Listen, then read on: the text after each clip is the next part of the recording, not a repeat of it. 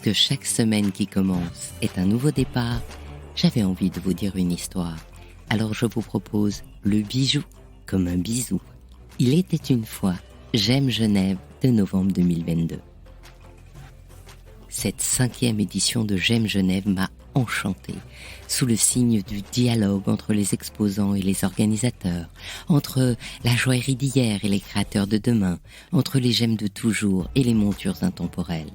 Alors je vous partage mes découvertes à travers les paroles des acteurs de la joaillerie et des pierres précieuses que j'y ai rencontrées.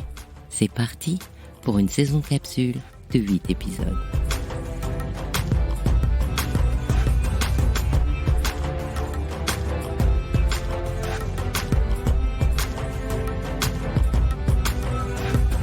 I'm with Vivienne Becker, the fondator of designer Vivarium. Hello, Vivienne. Hello. How come this idea to make designer Vivarium?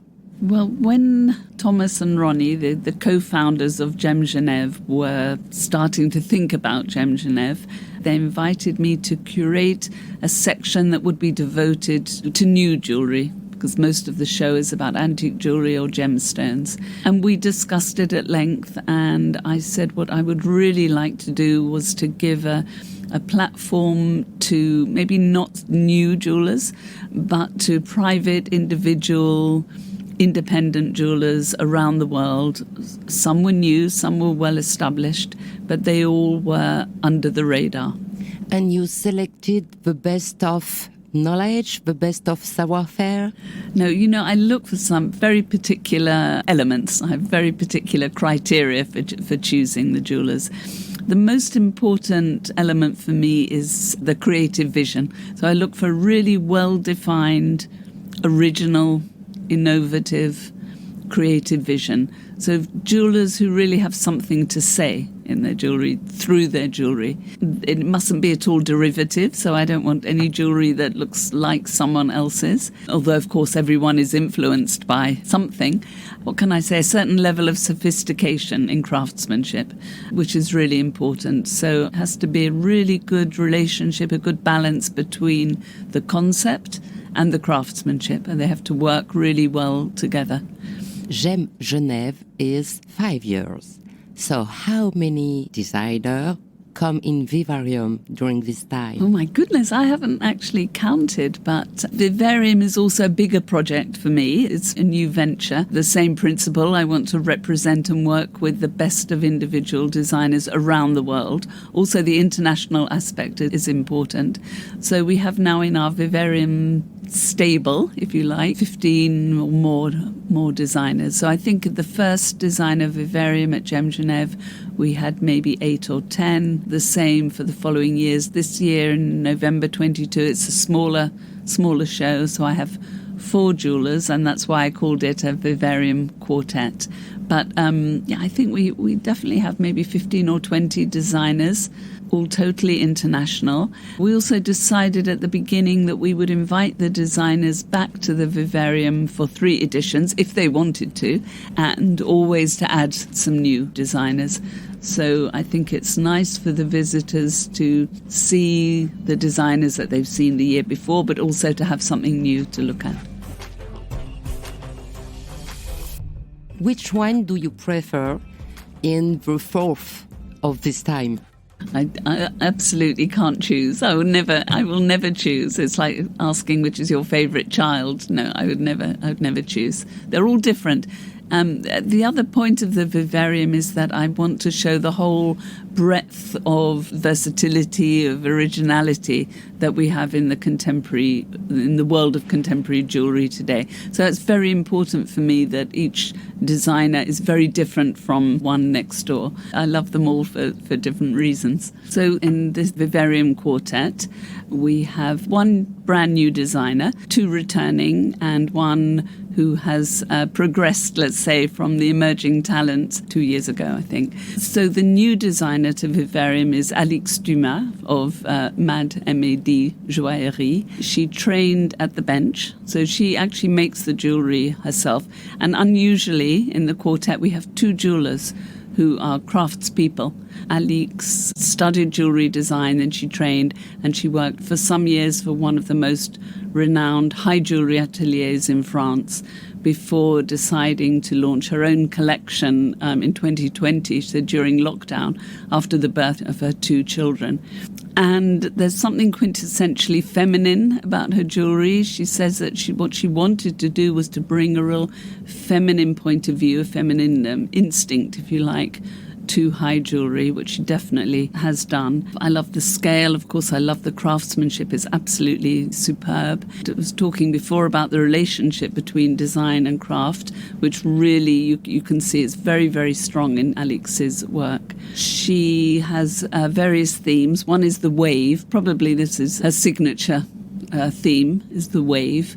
So it's naturalistic, but it's very stylized. It's very fluid, of course. The wave, there's a lot of movement, a lot of dynamism. She has a huge double ring, the hokusai wave, which just like flows with light and color across the hand, across the fingers. And in her wave bangle, which again is beautifully fluid, you can see her speciality, which is handcrafted fretwork. So that's pierced open work, which she hand saws herself, which is very beautiful. So there's a feeling of volume, a feeling of movement, but the jewels are always very light and the colours are subtle and rich. Alix really encapsulates very important trend in contemporary jewellery, and that's the shift from representational figurative designs to stylistic portrayal, say, of nature, which intended to capture the emotions that we feel, the emotions that are generated, say, when we look at a wave. So, of course, she's captured the idea of the wave, the shape and the lines, the fluidity, but it's also about trying to engender in us the feeling that we'd get when we look at the ocean, which I love. I think it's very beautiful, and she achieves it very, very well.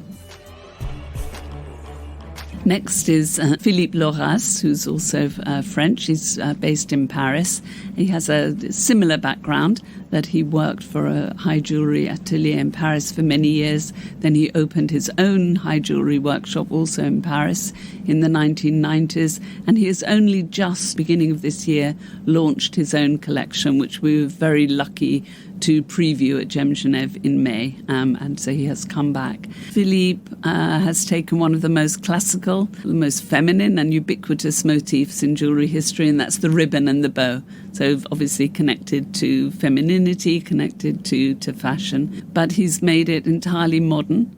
It's very three-dimensional in a way that I have never seen before, which is what I love about it. The ribbons look as if they're floating, as if they're alive. Ribbons aren't alive, as if they're movement, as if they're real. They have this great fluidity, but almost as if he's captured a frozen movement, like that moment of tying a bow. He's captured that, and they're very beautiful. And again, the workmanship is superb. He has set stones, diamonds, and a lot of pink sapphires in black rhodium-plated gold. So that also makes them very modern.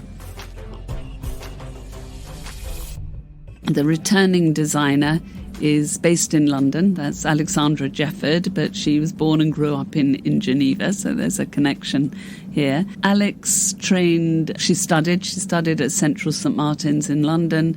She studied graphics and illustration, and then she worked for some years as an illustrator before turning to jewellery. But of course there is something very powerfully graphic and illustrative about her work. So she's a real modernist. She's a committed modernist, and she really wants to move jewellery into a very modernist, design-driven direction, which I believe she does very successfully. So the shapes are bold and strong, influenced by Bauhaus. She works with contrasts of negative and positive space, colour and no colour, opacity and translucency. So there's sort of black jade and black onyx, which has got a velvety surface, and then within that she'll set maybe a Paraiba tourmaline, which is, brilliant, very translucent, so wonderful contrasts. And very, very new to Alexandra and to GemGenève and to the Vivarium quartet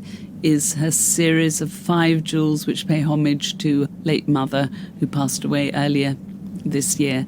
So again, that develops that theme of emotions, of stirring emotions, which is a thing quite new for Alexandra. And she's written some beautiful words about her mother, saying that this is what she's been thinking of all year, what her mother would like to wear, what would make her mother proud of her. She was very proud. So I've yet to see the jewels. I'm just going to go in there. I think they're just being unpacked now, but I think that's something emotive and new for the Vivarium quartet. And last is Elena Ukutova from Moscow, and Nadej Tota sort of discovered her, if I can say, and she was in the Emerging Talent a few editions ago. I was really taken with her work. So again, it's completely different. It's very elaborate, very intricate. It's very Russian. And I'm particularly interested in Russian culture, obviously in Russian craftsmanship, enameling, stone carving, but also storytelling, the tradition of folkloric storytelling, the tradition of passing on fables, through oral storytelling, is very strong in Russia, and I think that she's really captured that in her jewellery. Very, very refined details, a lot of enamel work. She mixes a lot of techniques, and she mixes eclectic influences and inspirations, so from the African savannah to Peggy Guggenheim, the kind of jewels that Peggy Guggenheim would wear. Again, naturalistic, but very stylized. And she has a wonderful pomegranate ring, which is new this year, which is obviously in the shape of a pomegranate, which has a lot of symbolism in Russia and right across the East, actually, in so many cultures and civilizations. And she has studied it with, I've just been to see what look like moonstones, but they're not. They're actually very light blue agates, and they have wonderful stripes and striations in the stones. So it gives a kind of luminosity to the jewel. A lot of engraving, a lot of enamel work.